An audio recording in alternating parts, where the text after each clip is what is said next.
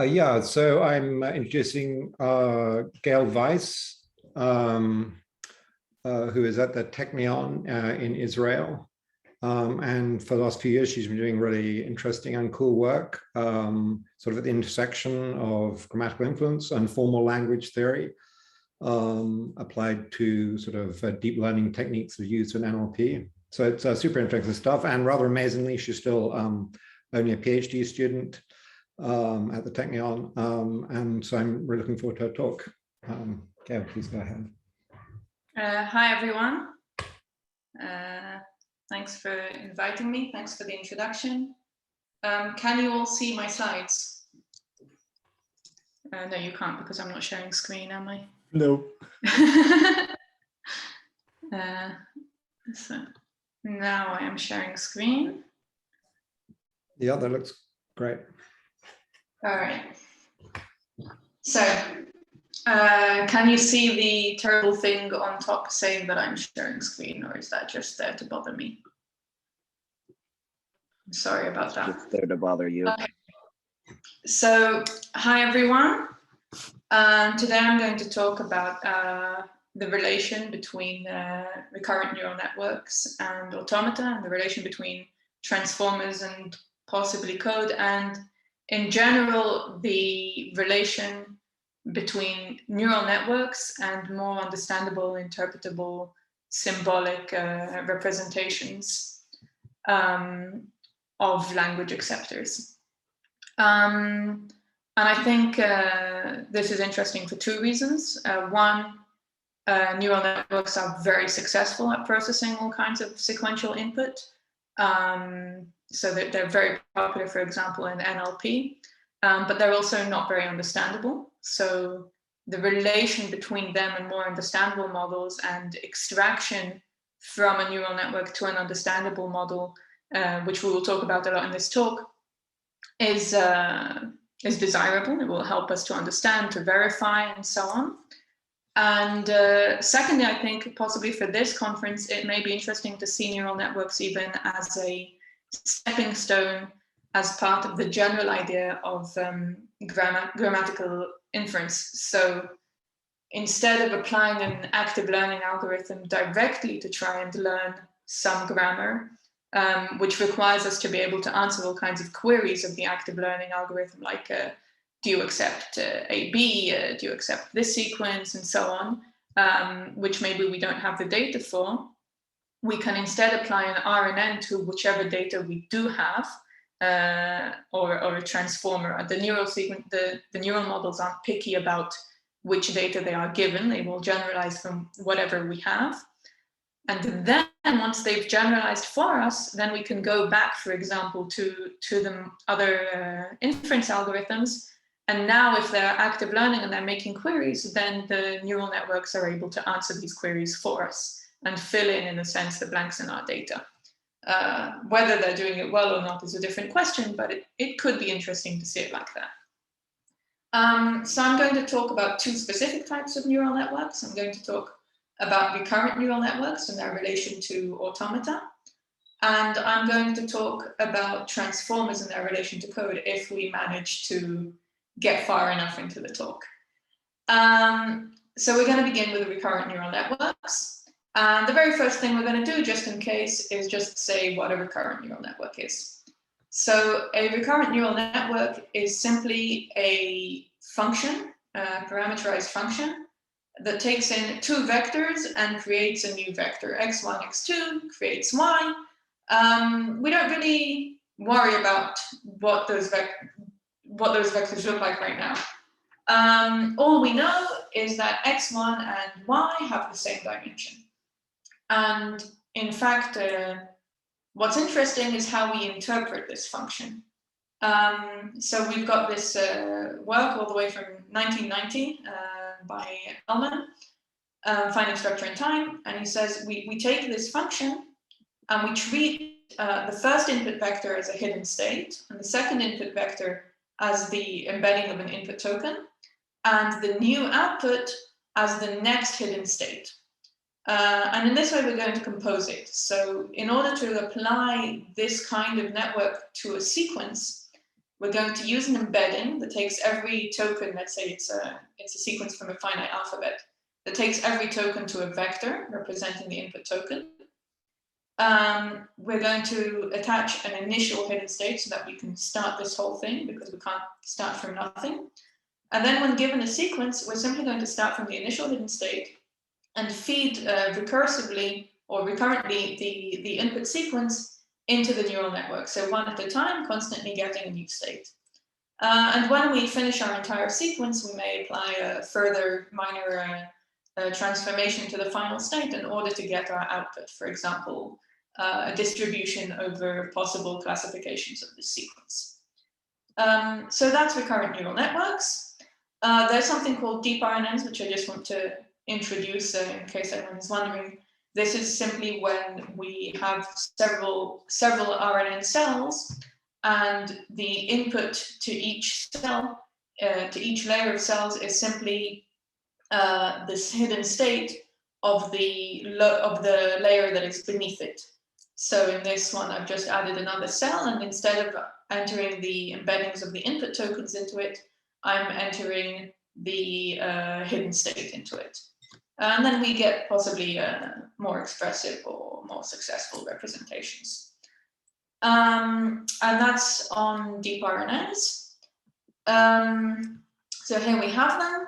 You know what RNNs are, I hope. By the way, I encourage questions at all points. I like being interrupted. I like being interactive. I want to know that people are following me. So we know what RNNs are. Now, how do they relate to finite state machines at all, or to automata in general? So let's look back at this. I already even called these vectors H a hidden state. So in a sense, an RNN is something that takes an initial state and defines a sort of transition function between states. Now, the state space of the RNN is infinite because these vectors H are continuous vectors over several dimensions. So technically it's an infinite state machine. But we're nevertheless going to talk about finite state machines, and we're going to justify that in a moment. So we've got an RNN that's converting states. It's got an initial state, and it's even quite like automata. It's got this classification of the final state. So we add our final classifier, and we can say, for example, that we have a binary automaton that either accepts or rejects input sequences. And almost immediately after Elman introduced his RNNs, then it was observed that these states in the RNNs don't just spread uniformly over the state space. So you don't, when you explore the RNN with different input sequences after it's been trained, of course, then you don't just hit random areas. They sort of cluster. And these clusters almost represent an automaton for the language that you've learned. So if you learn finite state machine, if you learn a regular language, then you'll find that internally the RNN has clustered its internal space in a manner that represents maybe not a minimal automaton for that language, but an automaton for that language. And so that's quite cool. And moreover, if that's the case, maybe we can convert RNNs to finite state machines. That seems like it would be a nice thing. And so a majority of today's talk is going to be about extraction. And there are a lot of types of extraction. There's all kinds of algorithms. And I'm only talking about a tiny subset of everything that's going on, because otherwise I simply can't fit it in. And the first thing I'm going to do is I'm going to talk about the extraction of deterministic finite automata. And for that, I'm going to begin with the general idea of quantizing, of abstracting or partitioning the internal state space of the RNN and transitioning according to these partitions to create and sort of map the finite state machine that they represent. And this has been a very influential line of work. And I'm going to start it with what to me is sort of representative of this line of work, and that's the work of Eran and Giles, which just present this algorithm of partitioning the state space and then traversing it. So they begin with a very simple partitioning. They say we're going to divide each dimension into Q equal portions, Q being the quantization level. And we're simply going to explore the partitions, and mark the transitions between them to create a finite state machine. So for example, let's say I have an RNN with total dimension of 2. So what we're going to do is we're going to split both dimensions according to our quantization level, in this case 3. And we're going to start exploring the continuous RNN states within these clusters. So we begin with the initial state. Let's say it's at position 0, 0. So we mark that the center cluster is our initial cluster. And we check whether it's an accepting or rejecting state according to the RNN. Then we mark the entire cluster as accepting or rejecting according to this. And then we begin to take transitions in the RNN and draw how they appear in our clusters. So let's say I check what happens on the input sequence A. I get to a different state, and let's say we reject that sequence. So I mark this entire new cluster as a rejecting cluster and the transition from my initial cluster to this new cluster. Then I check the input sequence B. I get a new state, but I stay in the same cluster. It's also accepting, so I make a little self loop from my initial state to itself on B, and it remains an accepting state. And I continue in this way until there are no clusters which I have reached but not yet explored the transitions for. So I have this closed, complete finite state machine. And if I'm lucky, my entire RNN has partitioned its internal states in a way that matches this quantization, and I successfully extract the finite state machine which it has learned. If I'm less lucky, the partitioning of the RNN, the internal clustering of the RNN is not at all aligned with this quantization, and I'm not successful in extracting a finite state machine, or I extract one more precisely that is wrong. And I may attempt to refine this by increasing the quantization level, but if I'm extremely unlucky, as I do this, I will continue to miss the boundary between two clusters. And moreover, while I'm doing this, the number of clusters that I'm creating is growing exponentially. So we need a better way to cluster the internal states. And indeed, there's been a long line of work on attempting to cluster the internal states of the RNN in different ways. One example that is always easy for me is k-means clustering, or just clustering in general based on many observations. The idea that we take the train set of the RNN, or some large sample set, and we run through the RNN with all of these samples and just keep all of the states that we visit as we're going through these samples. And then, after having gathered many, many states that we know that the RNN visits, then we begin to cluster them according to how near they are to each other. And from there, we get this finite partitioning of the state space, and we can traverse it to create a finite state machine. So there's many works on this, there's surveys, you're welcome to look. I want to continue, of course. So that's on quantization, and it's been a long line of work. And now I actually want to talk about two more recent works. And these works actually, well, one of them also uses quantization, but these works additionally use L-star, which is an exact learning algorithm for finite state machines, and also very influential in several works that I will mention in this talk.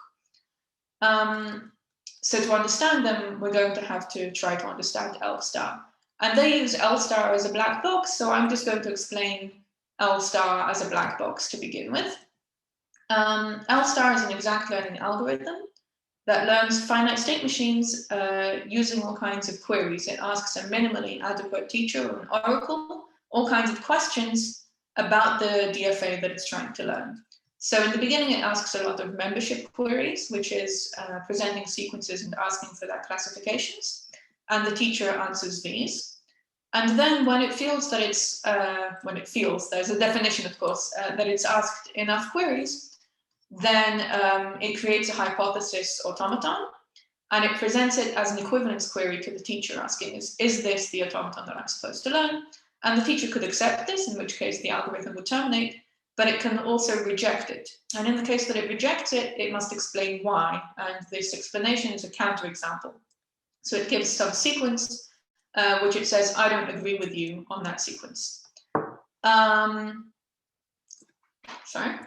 So we get the counterexample, and then L star turns and it begins working again to increase its observations, to ask more questions. And then when it is again satisfied that it has a automaton that is consistent with all of its queries, then it creates another finite state machine and it asks about it again. And this continues until the oracle accepts the proposed finite state machine. So that's L star. And now these two works use L star, and both as a black box. And the idea is straightforward. We're going to apply the L star algorithm to a trained recurrent neural network to get a finite state machine from it. And so for that, we're going to need to answer membership queries and equivalence queries. Now, membership queries, in which L star asks us to classify an input sequence, are pretty much what RNNs were designed to do. So whenever L star asks a membership query, we pass that sequence straight into the RNN. We get our classification, do you accept or do you reject the sequence, and we give the answer to L star. The more interesting problem is that of equivalence queries. So L star proposes some finite state machine, and we have to somehow compare it to the RNN. And so these two works that I'm presenting differ on how the equivalence queries are approached. So in our own work from 2017, we actually go back to this sort of abstraction of the state space algorithm that I just showed. And how we do it is as follows. We sort of bounce the state space off of L stars, iteratively refining each time whichever one is wrong. What does this mean? L star gives a query, an equivalence query, and we go to whichever current partitioning we have of the state space of the RNN, and we traverse it according to the algorithm I just showed to create a finite state machine. And then we compare this finite state machine with L star's finite state machine. And if they disagree, for example, these two automata don't agree on the sequence ABA, then we turn to the RNN, which is what we are actually trying to learn, and we ask who is right, meaning how do you classify this sequence ABA? And if the RNN agrees with our abstraction, then that means that L star has misclassified ABA, and we send a counterexample to L star, and L star refines, gives a new hypothesis automaton, and then we begin this process again. But if the RNN actually agrees with L star, then that means that something is wrong with our partitioning of the state space. And so we go back and we change our partitioning. We have to split the cluster which caused the issue. And then once it's split, then we can create the new finite state machine from this new abstraction of the state space and start again this equivalence query until eventually the two agree. So we're sort of playing them off each other. I just want to note there is a subtlety here, which I don't know if it's wise to enter when I'm trying to cover so many things. It is interesting to try and find which cluster has to be split. So if I happen to visit the same cluster twice with two different classifications, then that's easy. Obviously, this cluster is too coarse and I have to split it apart, kind of as we're seeing here. But it could be that, that a cluster that caused a misclassification is not one that is overtly so, but rather is two separate clusters, both with the same classification, separate intuitive clusters, separate true clusters of the RNN state space, are sitting inside the same quantized block and have the same quantization. And how we would recognize those is that when we traverse the abstracted state space and L star in parallel, we will keep tabs of which state in the L-star hypothesis each cluster is associated with. And what will happen is, for this cluster that should be two separate states, it's possible that we will visit it twice, but each time associating it with a different state in L-star. And because in the L-star DFA, and because the L-star DFA is minimal, then we know that this cluster cannot be associated with both of these states. They have to be an equivalent. And so from there, we derive two sequences, one in which we know L-star disagrees on that classification, but at the same time, we know that our abstraction must agree on them because in their prefix, they reach the same state. And then L-star and our abstraction definitely disagree. We pass the two to RNN to see which one is wrong. We potentially get a counterexample for L-star, but if not, then we know that we have to split this state of the abstraction. So that's a sort of, hopefully makes sense how we choose the cluster that has to be refined. Okay, so that was one way of approaching the equivalence queries. We use this partitioning, this sort of iterative refinement. But of course, we could do something much simpler, which is just randomly sample for counterexamples. And so a different recent paper analyzed how well this would work. So they did a sort of probably approximately correct analysis of how this method for approaching equivalence queries, how likely it is to really find counterexamples when we need them. And so there are differences between these two methods. So obviously the one that uses the quantization is much more complicated. Another thing is that it assumes a white box RNN, so it really needs access to the state space. It needs a lot of information from the recurrent neural network, whereas randomly sampling for counterexamples can be applied to any neural network. It assumes a black box. There's no issue, but it is slower. And when I say slower, I don't mean slower in a sort of, oh, I'm a little annoyed way. Randomly sampling for counterexamples is very hard to do successfully. So, for example, let's say we're learning the language of balanced parentheses over two parentheses and all of the tokens from A to Z. This isn't a regular language, but let's see what happens. So we've got all kinds of sequences with balanced parentheses, and we train an RNN on these sequences. When we send L-star to try and extract a finite automaton from this RNN, it will successively give us sort of deeper and deeper approximations of balanced parentheses that allow more and more nesting of the parentheses. So in the beginning, it will give us some kind of junk automaton. It hasn't really gotten started yet. And then it will give us an automaton that successfully classifies balanced parentheses so long as they're only nested to depth 1. And it will keep increasing this. And so to keep increasing this, we need to keep giving it examples of more and more deeply nested parentheses. And when randomly sampling these counterexamples, it is very hard to find these nested parentheses because we have so many sort of these neutral, noisy tokens. However, the abstraction-based method is somehow more guided, more focused. I don't know how to describe it. Somehow it very quickly manages to find this sort of very succinct, very simple example that says you have to nest deeper. And I think that's pretty cool. So that was on applying L-star to recurrent neural networks. And I think this is fun. It means that we can actually apply exact learning to neural networks. And it's not exact because we're only approximating the equivalence queries. We can't really check equivalence of a finite state machine and a neural network. But more or less we can be effective. That said, L-star, and I think probably most exact learning algorithms do slow quickly. So L-star specifically is polynomial in the alphabet, in the number of states, in the size of the counterexamples. And so when we're really trying to learn a large language, or when sequences are misclassified in our RNN, which is also possible, then we start to slow very quickly and we don't get very far because the DFA gets too big for LSTAR to really handle.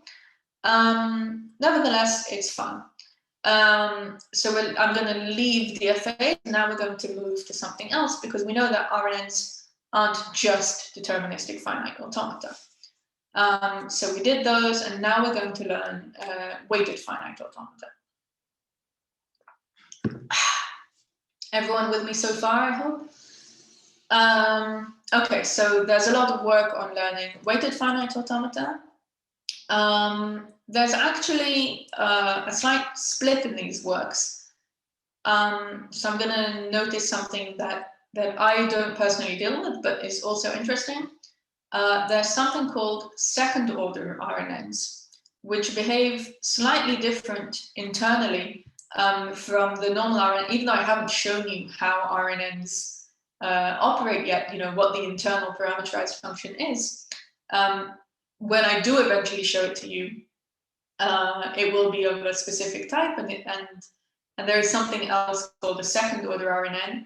And a second order RNN is, interestingly, when applied to a finite alphabet, it's actually equivalent to a weighted finite automaton, which is to say, maybe Guillaume is here to tell me if I'm wrong, but my understanding is, unlike previously for the works I've shown so far, where the states are sort of clustered into areas that resemble a finite state machine, second order RNNs are equivalent to finite state machines. So this isn't a resemblance. And it's not about the clustering of the states, but rather about the actual behavior. However, I don't do a lot with this, so I mention it, and actually the works that I do understand are more about the ordinary or vanilla or first order RNNs and the sort of clustering of states. So let's talk about these. So first of all, let's just make it clear what we're talking about when we talk about weighted finite automatons. So automata. So we've got, first of all, what kind of RNNs are relevant for learning weighted finite automata and what weighted finite automata are. So what's a language model RNN? Until now, I've discussed binary classifier RNNs, where the output of the entire model is just a distribution over two values, over two possible classes, which are accepting or rejecting. But there's also such a thing as a language model RNN. And here the output is a distribution over all tokens in the alphabet and also a end of sequence token. And it says what's going to be the next token after the sequence I've seen so far. So let's say, you know, the cat in the, and then maybe the next token distribution would very highly rate the word hat. So that's a language model RNN. And so for these, we're sort of getting distributions, and we're getting this weighted behavior where every transition is associated with a weight of how likely it was to happen. So the output of these RNNs is simply the product of the weight of all the transitions taken. So in the beginning, it was the, I'm sorry, I've mislabeled. In the beginning, it's the probability, you know, the prediction of the first token given simply the initial state, so given no information, and then the probability of the second token when the RNN is applied to just the prefix of length 1, and so on, and finally the prediction also of completing the sequence of the end of sequence token.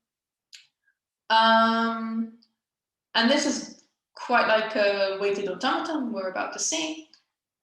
Simply because they're doing language model stuff. So, so first we had a deterministic finite automata.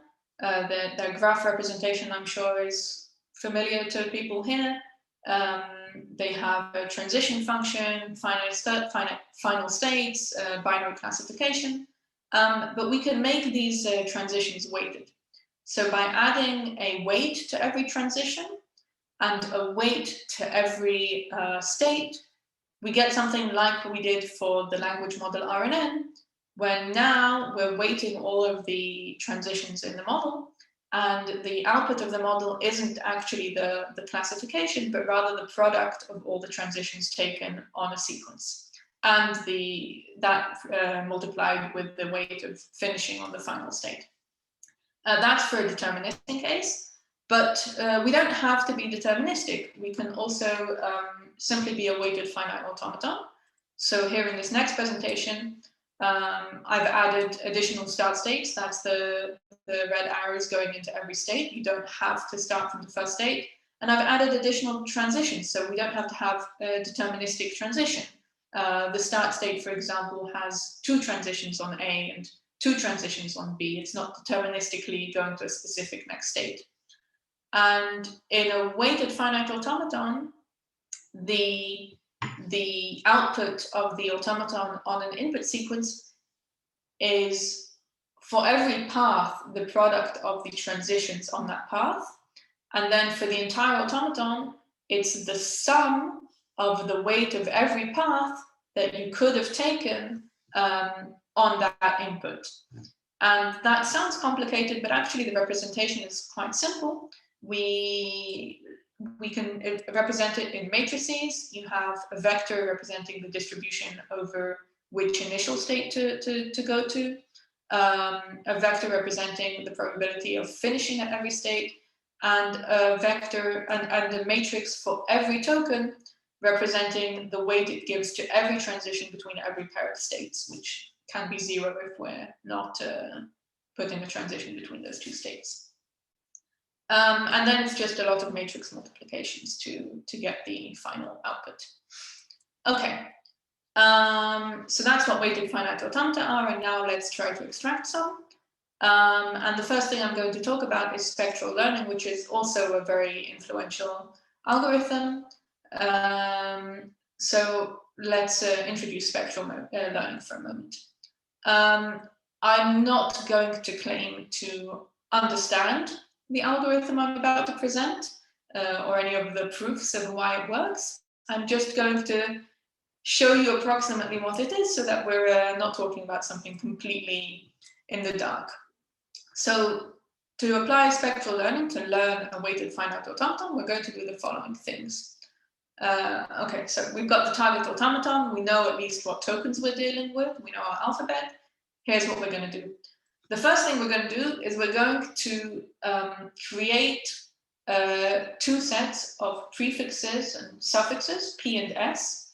Each of these has to be prefix closed and suffix closed. Your understanding of that is not important to what I'm going to say, so I'm not going to say what that is. And we're going to create these blocks, these matrices, that are actually subblocks of the infinite Hankel matrix representing that language.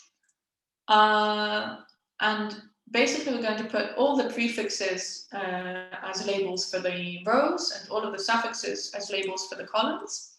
And at every cell in the main blocks, the Hankel subblock that's just H, top left, we're going to put in every cell the output of the target, so that's the weight that the target gives, to the concatenation of the prefix with the suffix.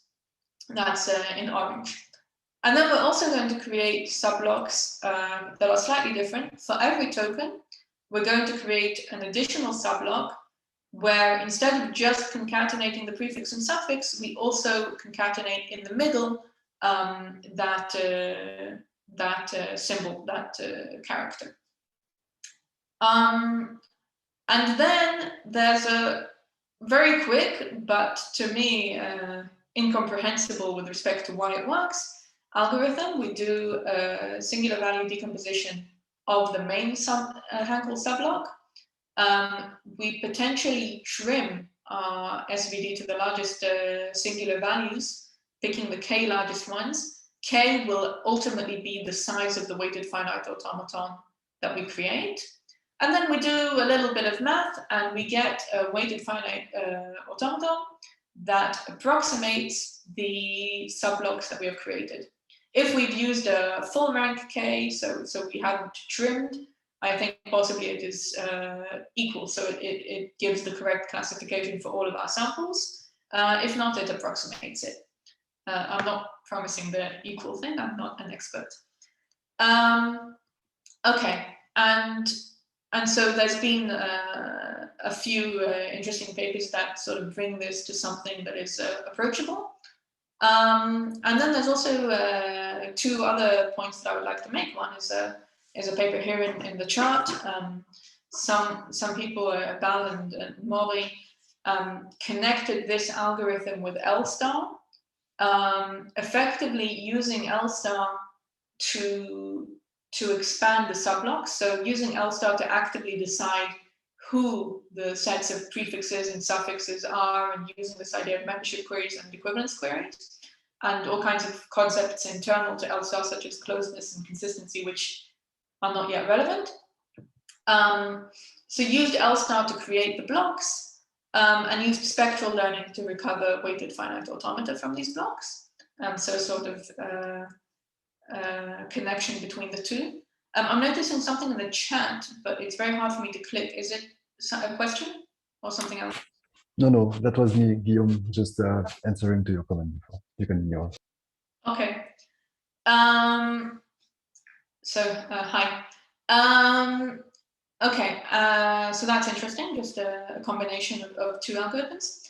And another thing that I've been made aware of is that there is a value to picking informative sets of prefixes and suffixes. So just randomly picking them may not necessarily be optimal. And so there's also a line of works on picking good prefixes and suffixes, known as the basis for these Hankel sublocks. So I've given one example of such a work here. Okay, so that's more or less what spectral learning is, and now it's been used for all kinds of things. So, for example, quite recently, Ayash et al. Applied it to RNNs. This is with the basic choice of basis of, I think, correct me if I'm wrong, of randomly sampling the basis. I assume this work can also be continued to begin using the sort of specific works on choosing a basis. So that's interesting.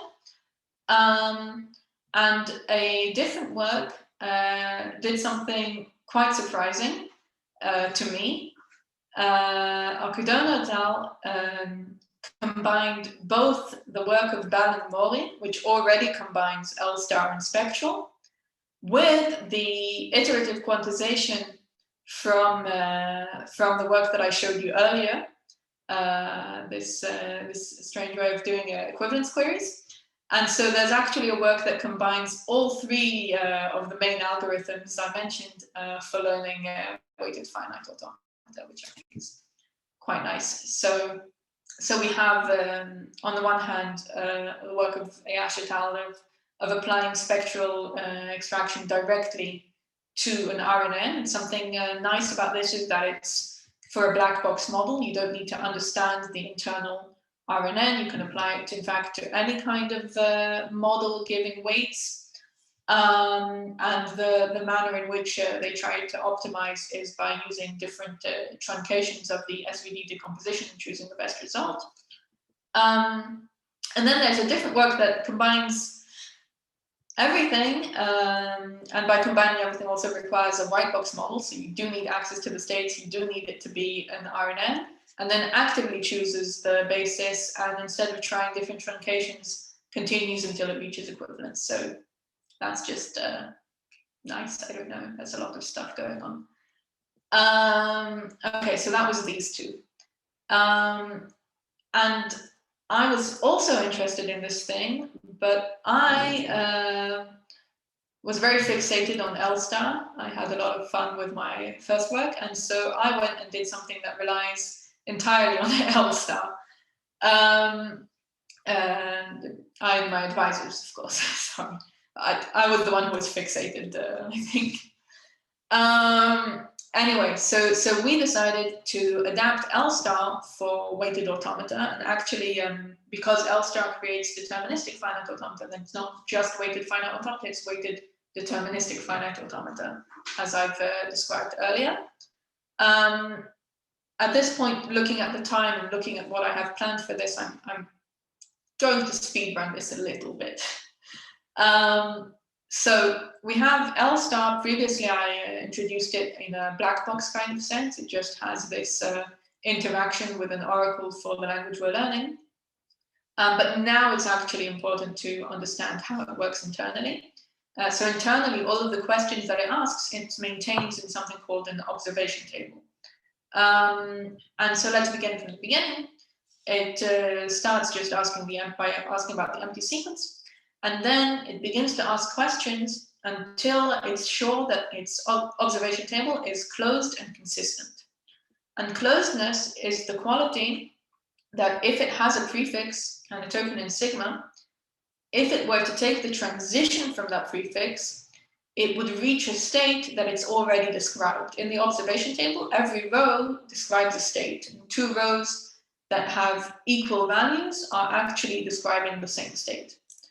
So it asks, if I were to take some transition and check the row that would create, would it create a row that I've already seen? So we consider, for this example, A and B, and indeed, so far with what we know about the prefixes and the suffixes, these reach the same state as we already know, so this example is closed. And the second quality it checks is consistency. In consistency, if I have 2 identical rows, if I have 2 prefixes in P whose rows are identical, then when I take a transition with them, I want to reach rows that are also identical, because otherwise they can't possibly be the same state. In this particular case, I only have a single prefix in P, and so this table is, A and B are just checking, and so this table is consistent. And so I create a finite state machine matching my observations. As noted, every row represents a state, and I just have to map the transitions between these states. And I create the finite state machine accepting everyone. And I send that as an equivalence query, and immediately my oracle tells me I'm wrong. When the oracle tells me I'm wrong, I add all of the prefixes of the counterexample to P and all of its suffixes to S, which I haven't done for this image because that would take too much. And then I begin again. So I begin to make all queries. I check closedness. It so happens that this table is closed. I think you understand closedness. This table is not consistent, however. So again, if we have 2 rows that agree with each other, that supposedly represent the same state, then when I take the same transition on them, I want to reach the same state. But in this table, they don't reach equal rows. And so I know that my table is inconsistent. And so to do that, I understand that this transition A, by continuing into the suffix, the empty suffix, creates a disagreement. So I'm going to add that to the rows to differentiate these 2 agreeing prefixes that should not be agreeing. And so I add the concatenation of A with the empty sequence, which is just A, into my table. And in this way, I separate the empty prefix from the prefix B. And then I continue, I ask more questions, I make more equivalence queries, and so on, and this continues until L-star accepts. Now, that was L-star in depth, but now I want to do it for weighted automata. Technically, in fact, I'm going to do it for probabilistic automata, but overall the algorithm will work for weighted automata. So now we don't have binary classifications, we have weights. And there's a question of what we'll put in the table. And as I said, I'm going to speed run. So there's a lot of options, but in the end, the option that we chose is to put the last token probability of each concatenation. So instead of a classification, just the probability of ending with that token. So for example, for AA, I'm going to put the probability of A conditioned on just the token A, conditioned on the prefix A. Okay, so that makes sense, but it doesn't make any sense for the empty suffix.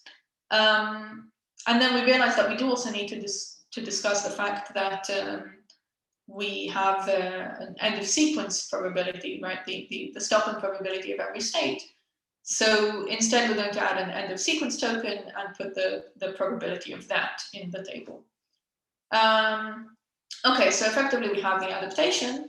And if we were learning this directly on a weighted finite automaton, on a weighted deterministic finite automaton, that would be it.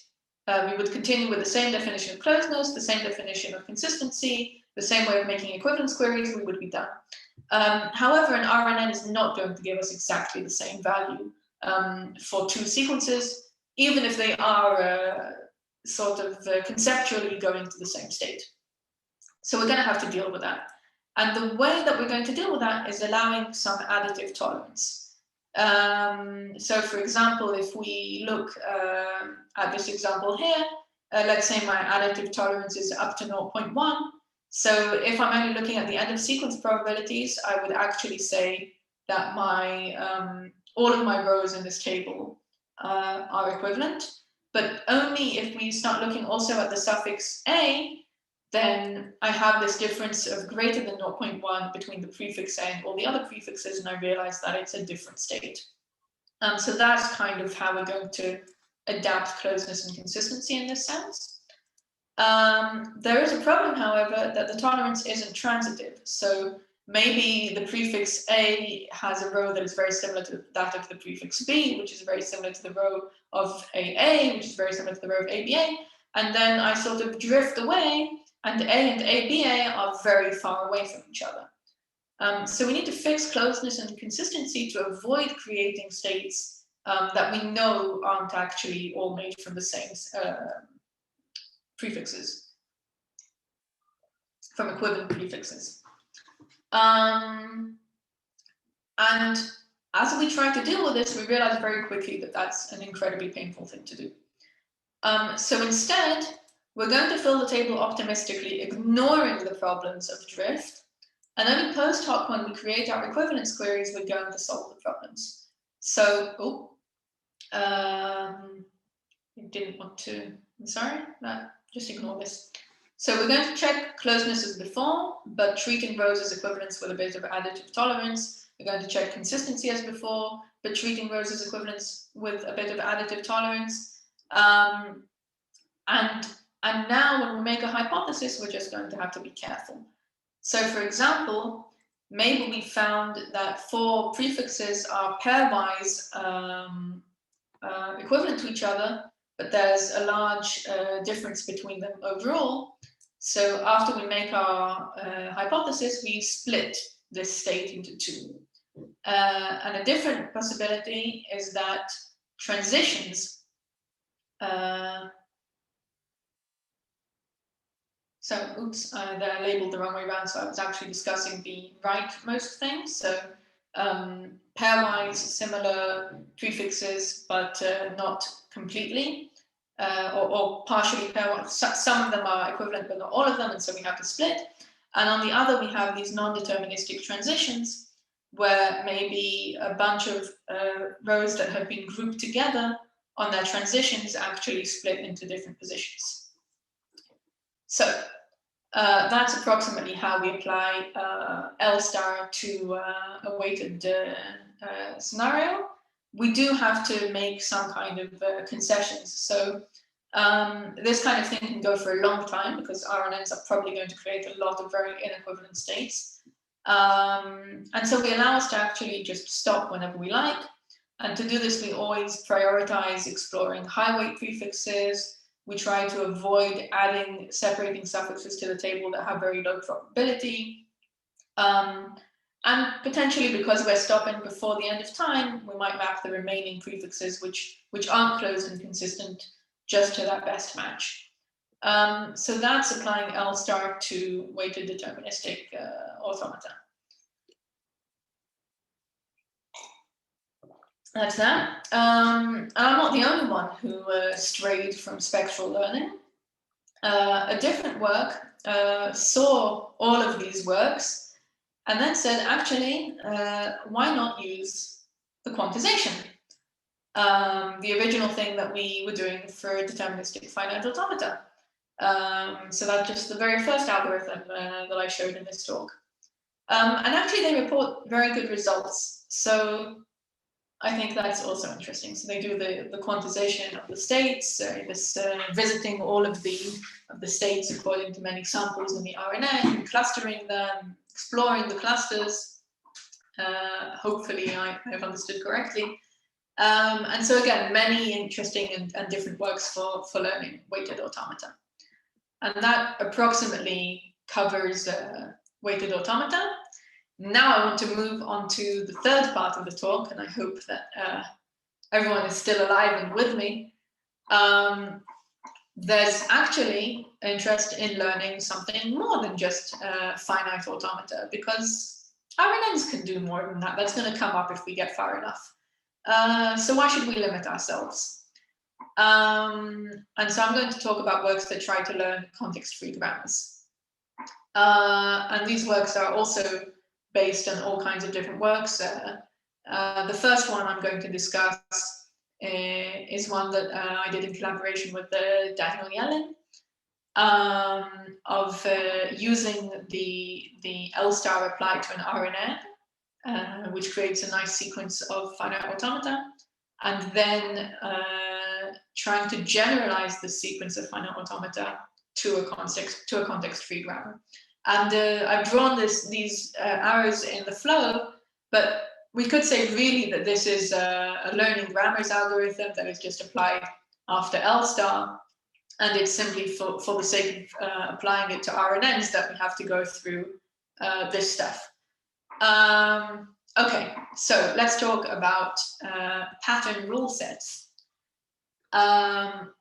So a little after we released our work on applying L star to DFAs, I met Danny Yellen, who came and said something very interesting, a very nice observation.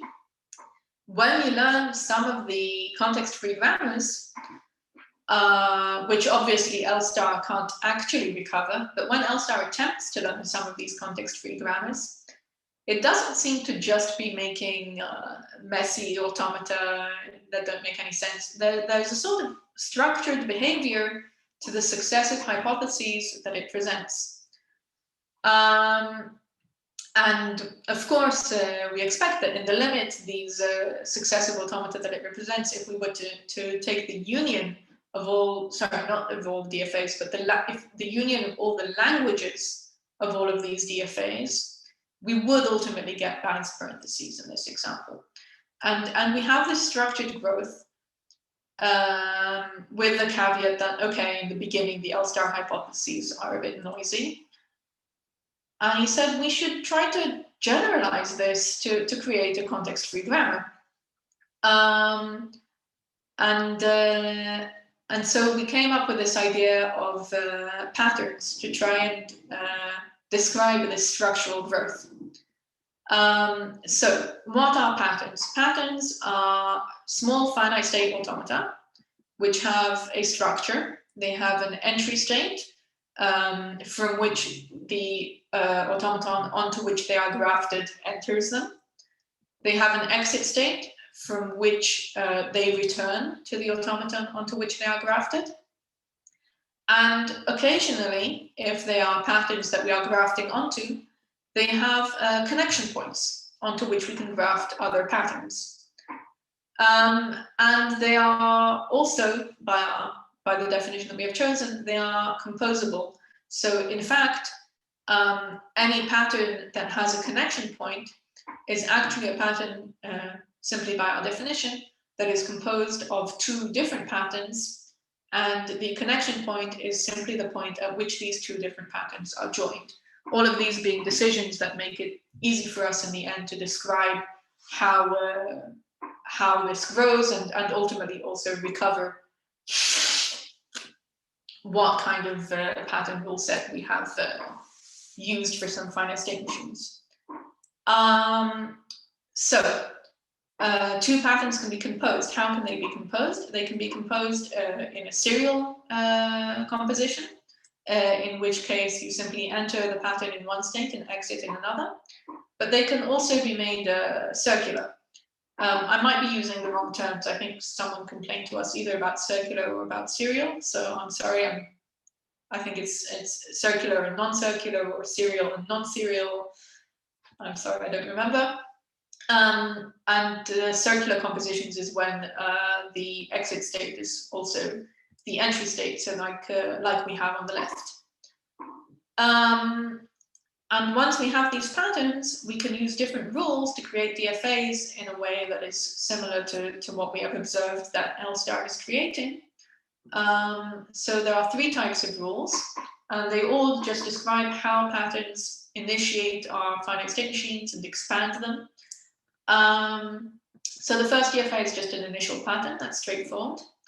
And then, okay, so the first DFA, that's just a note that as we saw in L star, maybe the first DFA isn't exactly what we want for these pattern rule sets, but we'll get to that. So we might ignore the first DFA if it's sort of a noise from L star. And then there's the idea of inserting a circular pattern, so grafting a circular pattern onto an existing finite state machine. In this case, inserting a circular pattern is very straightforward. We just merge the circular pattern's initial state with the join state onto which we are grafting. I think at this point it's important to note, both for pattern composition and for the rules here, that composition and grafting are always only legal, and rules will only be created in a manner that assures that this grafting and composition does not create a non-deterministic machine. So I can't connect a pattern that has an exiting transition on A. Let me better explain this up here. So we have this this pattern here that's open bracket and then close bracket on the left, and I'm grafting it onto a finite state machine. Our finite state machines are in partial representation. So you see, for example, that state number 4 does not have an exiting transition for the opening bracket, which actually means just that the exiting transition for the opening bracket goes to the sync reject state. That's the only time that we allow a conflict, and in the case of this conflict, we just replace the transition to the sync reject state with a new transition. And so only when there isn't a non-sync reject transition exiting a state that may conflict with the new pattern that we are adding, we may add a pattern in on the side. Anyway, so we graft circular states very directly by combining their initial state with the state onto which we are grafting them. I just want to ask a quick question here, which I will also answer for myself. What would happen if I add another different circular pattern to this same state? Because I could have rules for inserting different circular patterns on the same joint state of the same pattern. So for circular patterns, it's very simple. I would just have 2 circular patterns attached to this state. And finally, there's a third type of rule, which is inserting a serial pattern. So in a serial pattern, something a little bit more difficult happens because we don't want to connect it back to the same state from which we are entering it, because if we connect both the entry and the exit state to the same state onto which we are joining, then we will turn the pattern into a circular one, which we want to avoid. So instead we do something else. We take the pattern that we're connecting and we add it first so that it's just sort of floating there, so it goes into nowhere. And then we connect it back into the original automaton by taking all of the transitions that left that state onto which we joined in the original automaton and copying them to the exit state of the pattern that we are joining. So we connect it back in a way that sort of mimics the state onto which we have grafted. And in this way, we return back in a way that that is smooth, I guess, that simply has it inserted. And now for this, it does raise the question of what happens if I add a different serial pattern to the same state. So before it was just the same thing, but now when we come to add this new pattern, we'll actually note that someone's already created a state that mimics the join state onto which we are connecting. So we don't need to create a copy of this. And now, instead of creating an additional exit state, we merge the initial state onto the join state. and the exit state onto the exit state of the pattern that has already been grafted on, because it's already mimicking these outgoing transitions. So that's the set of rules of how we expand the finite state machines. These are some very nice graphics from Danny that sort of show all of these rules. And now once we have these rules, that's great. That sort of describes many of the things that we've observed when extracting with L star from an RNN. But we don't just want to describe what we've observed. Of course, we want to recover from what we observe a context-free grammar. So we actually now have to do the inverse. So let's say we've been given a sequence of finite state machines. Now we want to recover a pattern rule set from this sequence. So what we're going to do is we're going to go in order over each of these finite state machines, and we're going to do the following steps. We're going to identify which patterns have been added in. This is quite simple because we just recognize that there are new states in the automaton. By a parallel exploration, we see that we reach something new. We reach a state in one of the automata that is not the sync reject state, but the sync reject state in the other. So it's a new state because we're treating the sync reject state as a missing state. And now we're going to keep going. So we've identified a pattern. It's just this circular pattern. And the next thing we're going to do when we connect a new pattern is we continue into the next finite state machine. We're going to recognize if the new pattern that we're seeing actually is connected onto a state that already belongs to a pattern. And if we're connecting to a state that already belongs to a pattern, then we know that that pattern has a joint state, meaning it's a composite pattern. And we're going to mark its joint state and also the two patterns from which it came.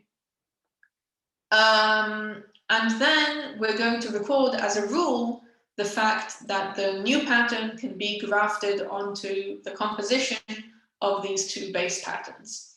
And in this way, we create these rules and in fact recover the rules that we hope are generating the sequence of DFAs that we're seeing. And now this isn't ideal because, again, we're not really attempting to recover a pattern rule set from a set of finite state machines that have been created by a pattern rule set, but rather we're recovering them from a set of finite state machines that have been created by L star, which doesn't care about pattern rule sets, and moreover, that is being applied to a recurrent neural network, which could simply be wrong some of the time. So we may have a lot of noise, we may occasionally create patterns that are weird and not related to the underlying grammar that we're trying to recover. And so Danny had this very nice and very simple idea. To handle noise, we have a threshold, and we only treat a pattern as really being part of the pattern rule set if we observe it being added to a finite state machine more times than that threshold.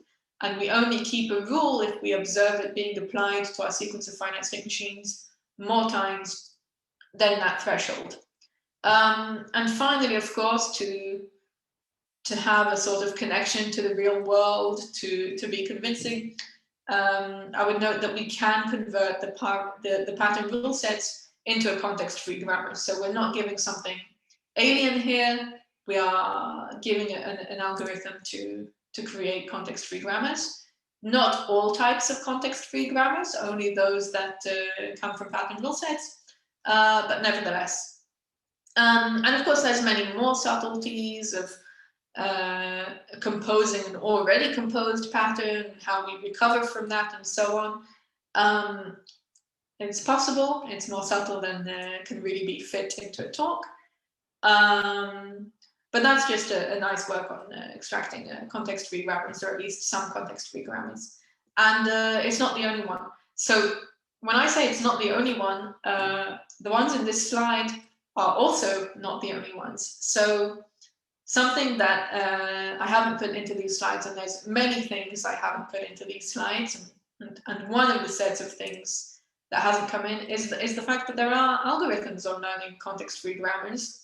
And given all of this, maybe not all of them, but some of them, and given all of this success on all of these algorithms learning weighted finite automata and deterministic finite automata, and applying exact learning to recurrent neural networks, it's not inconceivable that these algorithms could also in some way be applied to recurrent neural networks. Of course, the equivalence query is literally impossible in context-free grammars, but we've been approximating it for the finite state machines. Maybe we can approximate it for the grammars. My knowledge here is limited, but just a side note. Anyway, so recently in this very conference, there came another work on learning context-free grammars from RNNs. And this work combines an algorithm for learning regular trees, the fact that regular trees are equivalent, if I understand correctly, to visibly push-down automata, and then a method for converting a visibly push-down automata to a context-free language. And in this way, they also learn context-free grammars. Now, what's interesting about these two works is that they have an intersection. So if I understand correctly, and I'm not an expert on the visibly push-down automata, there are languages that this work can recover that pattern rule sets can't describe, at least not in the current formulation. And there are languages that we can recover with the pattern rule sets that visibly push-down automata cannot describe, because visibly push-down automata, and maybe I should explain that, are automata with a stack, push-down automata, but with the constraint that every input token has associated an operation with a stack. So every input token is either always creating a push action, forcing a push action, or always forcing a pop, or always forcing not doing something. So this sort of limits the possible behaviors of the push-down automaton, and so creates languages that it can't recognize. And pattern rule sets also have languages that we can't recognize, and so together they're both the combination is greater than either of them. I think that's nice.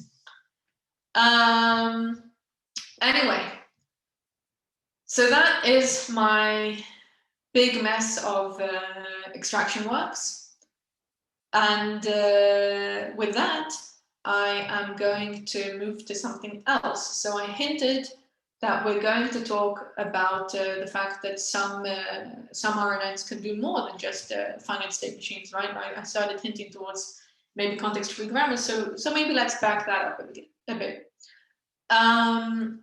So let's talk about the expressive power of RNNs. So first of all, there's all kinds of RNN architectures. So this function that takes a hidden state and an input vector isn't, always the same. So these different papers suggest different ways of implementing it. And right from the very first one, from the simple RNNs, there was the observation that they have this behavior internally that is quite like a finite state machine. And this observation, I think, holds also for LSTMs and GRUs. And that immediately sets off the whole mess that I've been talking about for the last hour of extraction. But there's also works that remain focused on what is their power, what can they express. And the first thing that came very shortly after the introduction of RNNs was a proof that RNNs are Turing complete.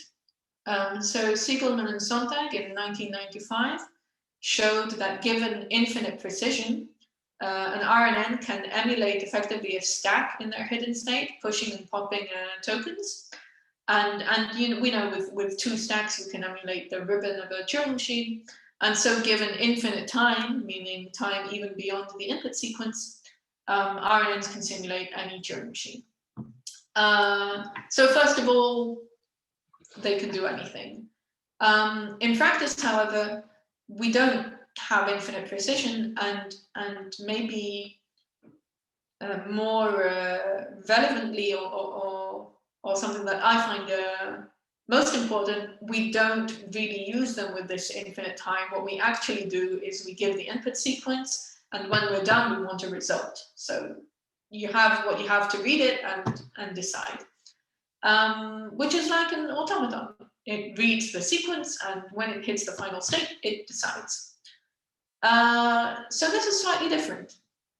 And so when we analyze in this respect, we actually get different results. And the result that we found was counting, that GRUs can't count and LSTMs can count, and this affects their ability to recognize different languages.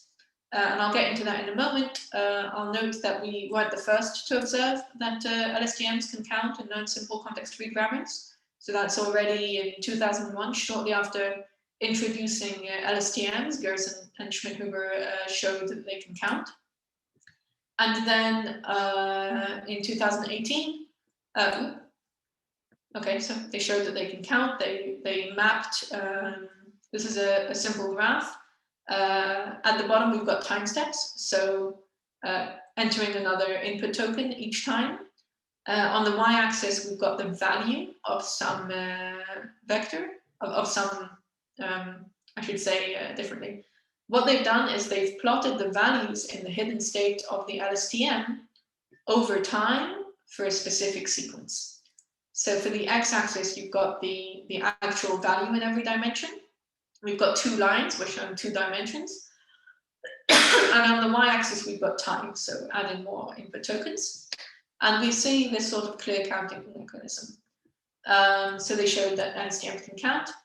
And then more recently, we also discussed this counting mechanism and really showed how it works. And I want to get into that for a moment. So this sort of agrees with the work of Gerson and Huber.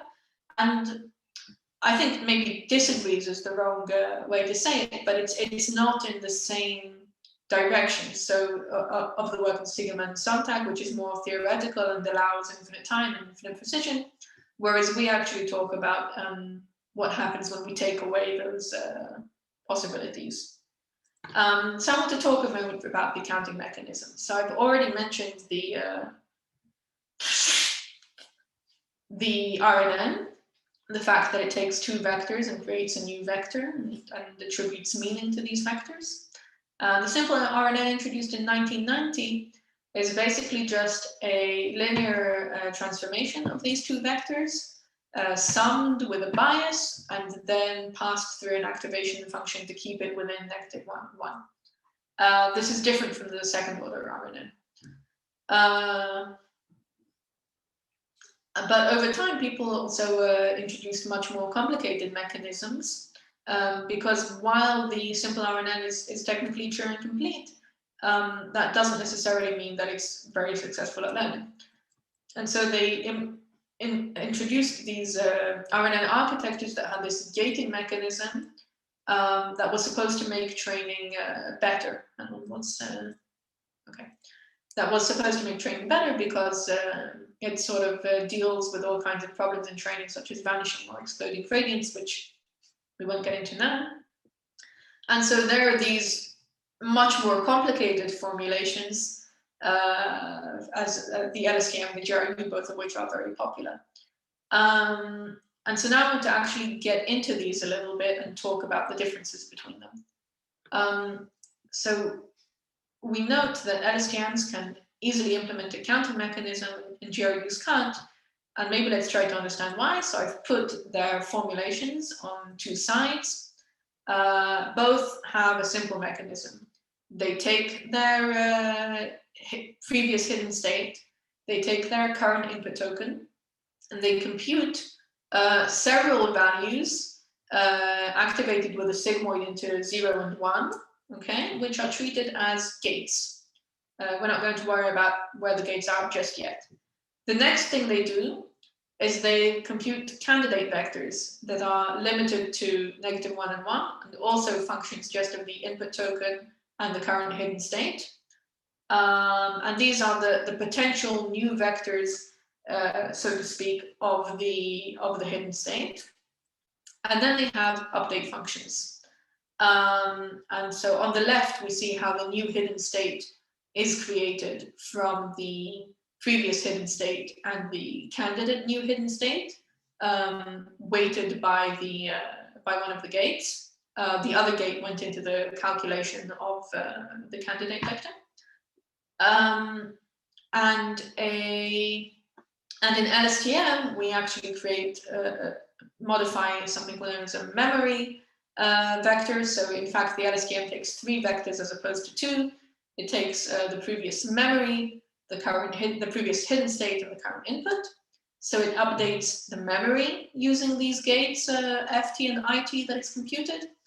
And then it creates the new hidden state from G as an activation from the existing candidate state. So let's look at GRU for a moment. All that really matters for me to point out here is that the GRU interpolates between the previous hidden state, HT minus 1, and the candidate new hidden state, HT. So we remain within the bound of -1 and 1. The initial hidden state is also -1 and 1. And so no matter how the gates are configured, no matter what calculation is made, the GRU hidden state remains bounded in -1 and 1. Meanwhile, the LSTM doesn't just have a hidden state, it also has the memory vector. And we're going to look at the memory vector and see that it in fact can implement counting. So let's see how it implements. So instead of doing this interpolation between the previous memory vector and the candidate new memory vector, it actually does addition that is regulated by 2 gates. So for example, when the forget gate that regulates the previous memory vector and the input, I think, gate that regulates the candidate input vector are both 1, then we simply get addition between these 2 vectors as opposed to interpolation. And so if we make the candidate vector approximately 1, then we actually increase a counter. So we increase by 1, like a counter machine. If we make the candidate vector -1, we decrease by 1. If we make it 0, or if we make the gate that regulates the addition of the candidate vector 0, then we do nothing to our counter. And we can even reset our counter with the correct values to yes, to the forget gate. What I see a question. Oh yeah, this was just, I mean, this stuff is great. And so I really hate to do this, but we should leave some time for questions because I've got a gazillion questions. So if you kind of talk for a few more minutes and then we'll have time for a discussion. Okay. So I'll just wrap it up with a quick teaser. So that was LSTM's can count. We evaluated this. A lot of people also evaluated this, which is quite nice. So that's a related set of works. Will Merrill came and formulated this. So he said, okay, you've seen that they're in 0 and 1, but who's to say that you could really guess that they're at their edges, 1 and 0 and so on. And then he gave this formulation of saturated neural networks, where he said, okay, all of these are parameterized things that go into an activation. As the parameter increases, the value that goes into the activation increases, pushing it to its limits, because this is how sigma and tan H work.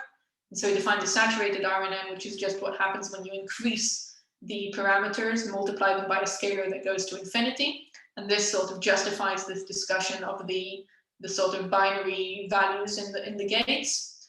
Other people discussed rational recurrences, the relation of RNNs with weighted derivative automata. We combined these into a hierarchy of RNNs, the saturated RNNs, the rational recurrences, several other ideas Will had. Other people independently have evaluated RNNs and seen that they can do all kinds of hierarchical languages. So we've got all kinds of works on this. That ultimately concludes my RNN stuff. I wish I could tell you a little bit about transformers and their relation to code, but maybe if somebody asks about that, I'll go into that. So I'll allow some questions. Great, thank you. That was super interesting. Let me switch to the gallery mode so I can start taking questions.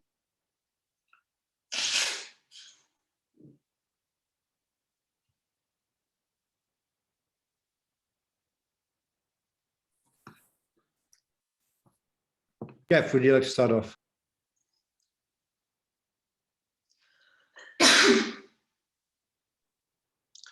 Oh, I had the applause going. I think Ankur has a question. Yeah, so it was a very nice talk. Like I have been following her work and the lab work since like 3 or 4 years, so I know. But like in your work, you don't point out about like RNNs in theory. They can be any order. They can be first, second, third, fourth, or fifth order. But the equivalence which you shown is like it's like the outdated one, which is like the Mariel and like the equivalence which you have shown, it is just true for first order RNNs, right? So that's what my point was. Like, can you create a hierarchy in which you can show what tensor networks are capable of, or what first order? Because first order in essence they have limitations, but tensor networks have been shown in weighted automata and context free grammars and all other places that there is some equivalence. So did you try to create some hierarchy based on this, or this proof is just related to first order recurrent networks? So that is interesting, and no, I haven't dealt with the second order RNN. So even in this talk, I make one mention of them, but I do not claim to understand them, to be an expert in this, to analyze them. I understand first order RNNs. Okay. Yeah. Yeah, because the thing is, we do show that with the finite precision, like the computational power of second order and third order RNNs, that they can map DFA and PDA with and we also quantify them that about with M-log and state neurons. You can analyze any PDA in given state. Like that's theoretical model, but still that's what we show as compared to Sigaman's work from 95.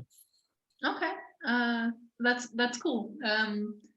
It's not stuff that I understand, so that's cool, and I haven't talked about second order RNNs here.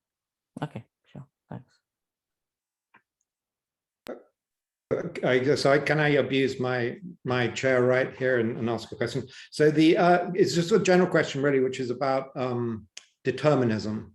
So determinism both in the DFAs and in terms of the context-free languages you learn.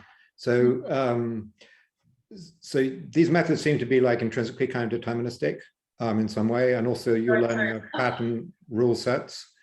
And I was wondering if you had thought about ways of introducing limited forms of non-determinism.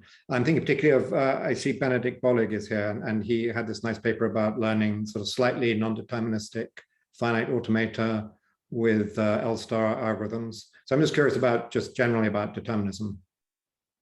So what do you mean by slightly non-deterministic, I guess is my question.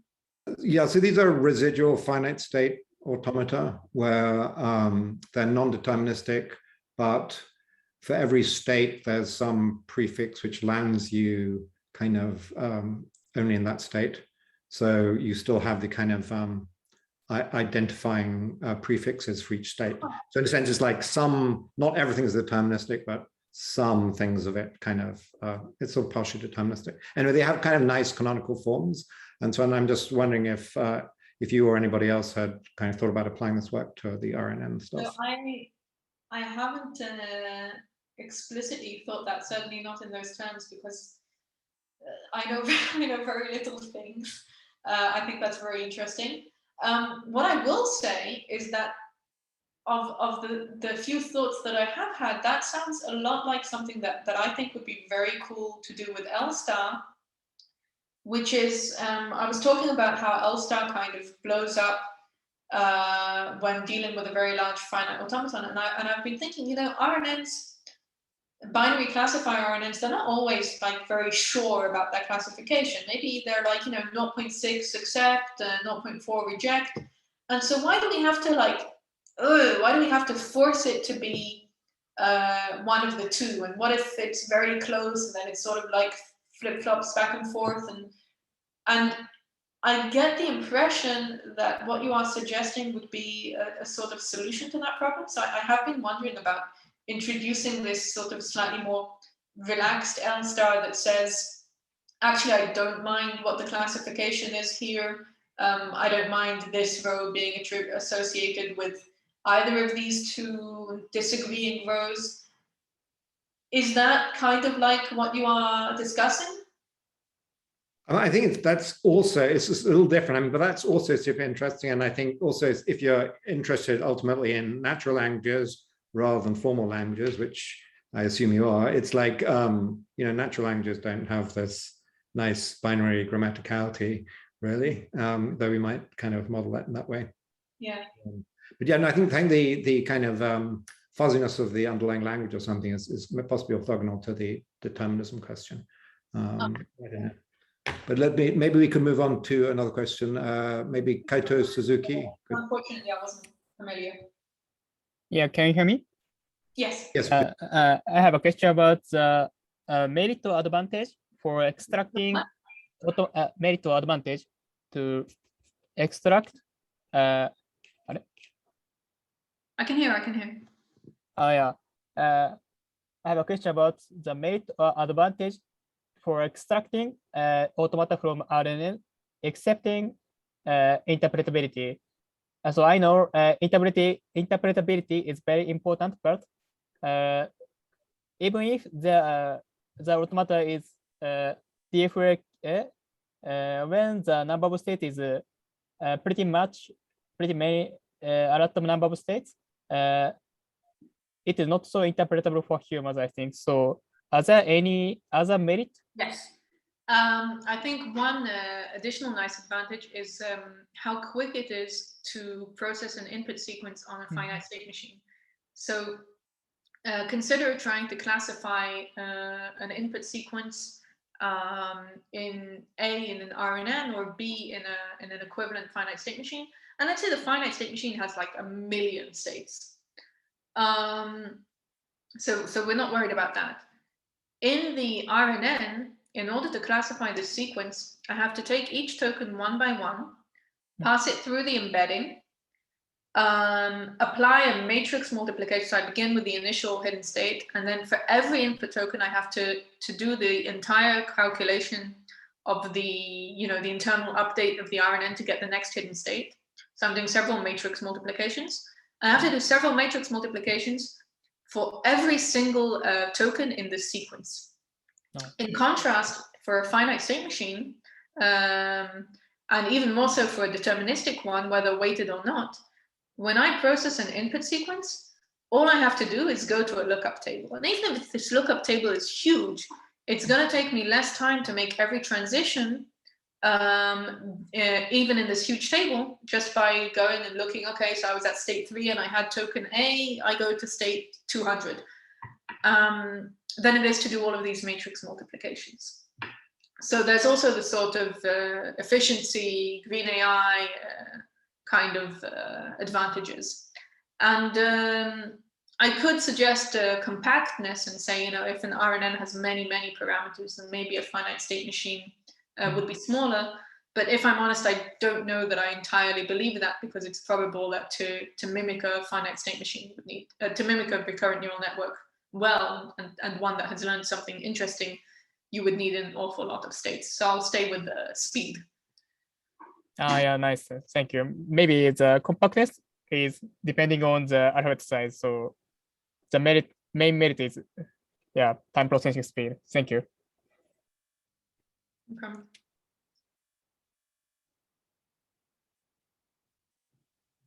I think Dolav, if I'm not being booted off to give everyone a break. Hey, so I have a question about your algorithm for extracting weighted finite automata from RNNs. I didn't really get how do you extract the automata itself? How do you get the weight? So you show that if two rows are within some threshold within one another, then they are equivalent. Okay. But how do the transitions work? because in weighted finite automata we have weights for each transition. So how do you extract those? Okay, so that's a good point. I didn't mention that. So basically, I'm not going to talk about the optimized how we do it in practice. I'm going to talk about the idea. So a row is, we have several rows that have several prefixes which describe them. So really every state that I have, more precisely in the end, every state that I have is a cluster of several prefixes that reach that state. That's how I describe that state. And so for every transition, all I have to do is consider all of the prefixes in that cluster, go to the RNN with each of these prefixes one at a time, reach the state that the RNN reaches on that prefix, and then query it. What's your next token probability for A? And I do that for all of the prefixes, and then I just take the average. And I'm okay with taking the average because I've already assumed when I built my observation table that these are very similar. That's the whole reason we made this definition of this threshold. So basically, we just take all of the representative prefixes of a cluster. We go to the RNN. We ask, how do you weight the next token of each of these prefixes? Do the average. That's the weight of our transition. So the weight isn't extracted from the observation table. So in practice, this information is present in the observation table because the observation table begins, I think, not just with the empty suffix. I'm not sure, but assuming it's grown enough, the observation table contains in its suffixes all of the tokens, and because the information that we put in the observation table is the probability of the last token of each suffix, then in fact that's the information that we've put in the observation table. But this is an issue of optimization rather than okay, thank you.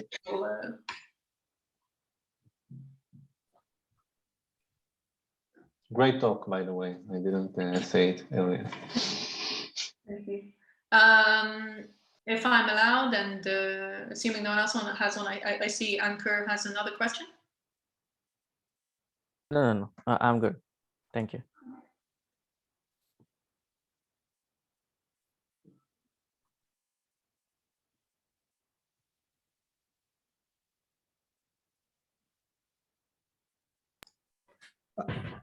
Yeah, hi.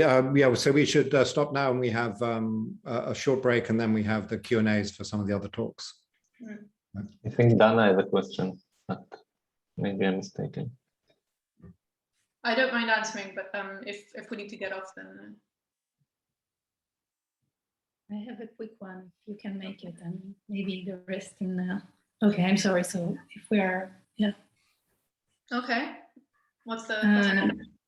So the question was if you can give a short example of something that you can express with pattern rules set, but you cannot express with visibly push down automata.